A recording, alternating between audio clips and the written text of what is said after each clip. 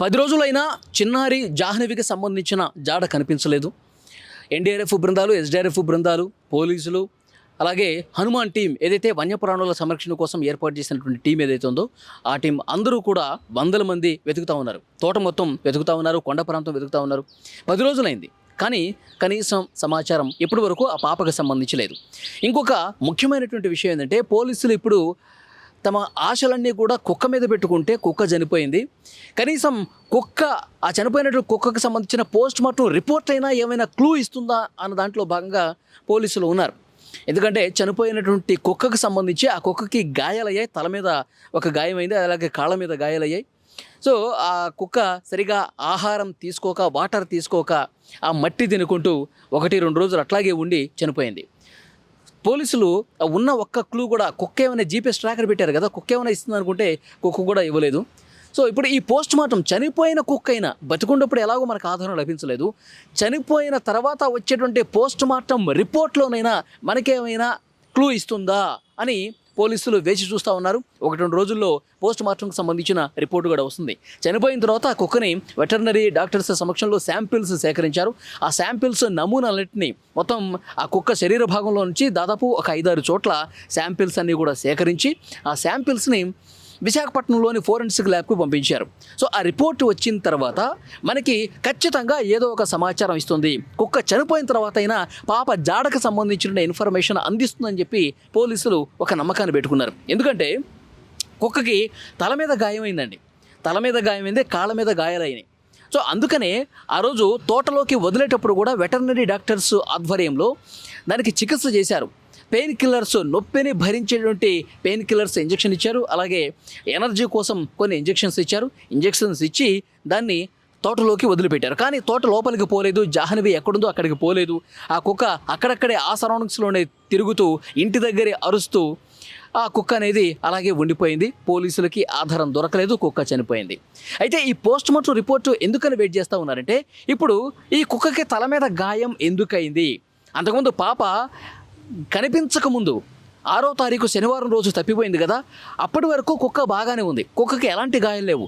ఎప్పుడైతే ఆ పాప అడవిలో నడుచుకుంటూ పోయి మిస్ అయిపోయిందో అప్పుడే కుక్క కూడా మిస్ అయిపోయింది.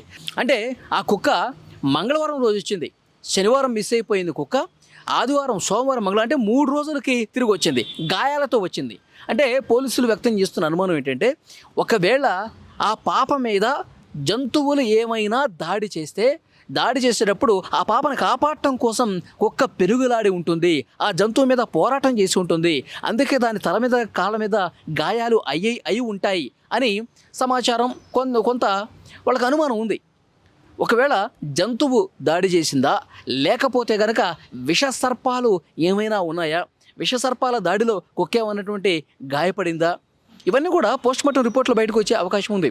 ఎందుకంటే ఇప్పుడు శాంపిల్స్ తీసుకున్నారు కదా, ఆ శాంపిల్స్ని బట్టి కుక్క లోపల, శరీరం లోపల ఏమైనా విషం లాంటిది ఏమైనా ఉంటే ఏసిది సర్పానికి సంబంధించి అని చెప్పి పోస్ట్ మార్టం రిపోర్ట్లో బయటపడే అవకాశం ఉంది. తల మీద, కాళ్ళ మీద గాయాలని కదా, నిజంగా ఈ పలానా జంతువు దాడి, ఇది పులి దాడి, లేదంటే కనుక ఇది ఒక అడవి పంది దాడి అని ఇలా కూడా పోస్ట్ మార్టం రిపోర్ట్లో బయటకు వచ్చే అవకాశం ఉంది.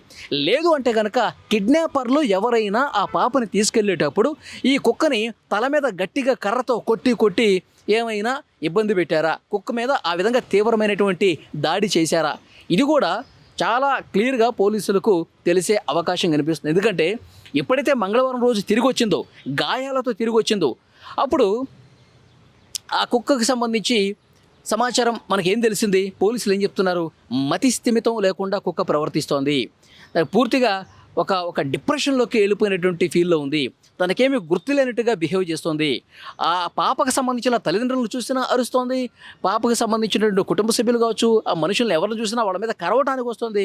పాప తల్లిని కూడా అంతకుముందు చాలా అన్యోన్యంగా, విశ్వాసంగా ఉండేటువంటి కుక్క ఎప్పుడైతే పాప మిస్ అయిపోయిన తర్వాత ఇంటికి వచ్చిందో అప్పుడు రకరకాలుగా తేడాగా బిహేవ్ చేస్తోంది, మతిస్థితం లేనట్టుగా, మైండ్ పోయినట్టుగా బిహేవ్ చేస్తుంది. అంటే ఆ కుక్క తల మీద కిడ్నాపర్లు ఎవరైనా బలంగా కొట్టి, తల మీద కొట్టి దాని మైండ్ పోయే విధంగా ఏమన్నా దాడి చేశారా, అందుకే గాయాలు ఉన్నాయా, అందుకే ఇట్లా ప్రవర్తిస్తోందా, సో అనే అనుమానాలు కూడా ఉన్నాయి. ఒకటి జంతువుల దాడి, ఆ దాడిలో కుక్క గాయాలయ్యాయి.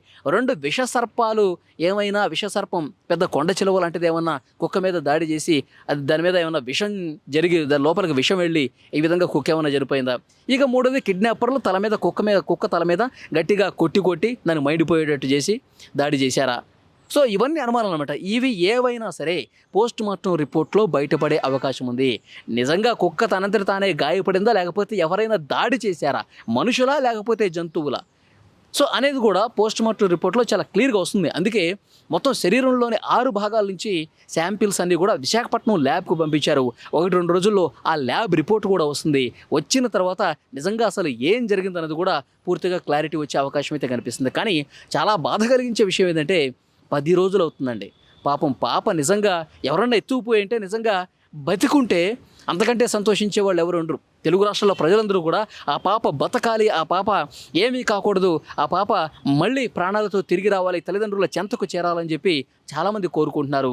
వీడియోలు చూస్తున్న ప్రతి ఒక్కరు కూడా కామెంట్ బాక్సుల్లో పెడుతున్నటువంటి పరిస్థితి ఉంది.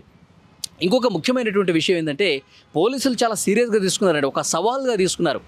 10 రోజులైనప్పటికీ ఒక్క చిన్న ఆధారం కూడా లభించలేదు అంటే పోలీసులకు నిజంగా వాళ్ళు పనిచేస్తున్నటువంటి దానికి సంబంధించి ఎన్నో సవాళ్ళు ఎదురవుతూ ఉన్నాయి. పోలీసులు కనిపెట్టలేకపోతున్నారు, ఇన్ని రోజులు అవుతుంది అనే విమర్శ కూడా వస్తుంది. అందుకని దానికి పూర్తిగా చెక్ పెట్టాలంటే నిజాలు వెలుగులోకి రావాలి, అది కూడా త్వరగా వెలుగులోకి రావాలి. పోస్ట్ మార్టం రిపోర్ట్ అయినా వస్తే మనకి ఒక ఆధారం లభిస్తుందని చెప్పి పోలీసులు భావిస్తున్నారు. ఏం జరుగుతుందన్నది చూడాలి.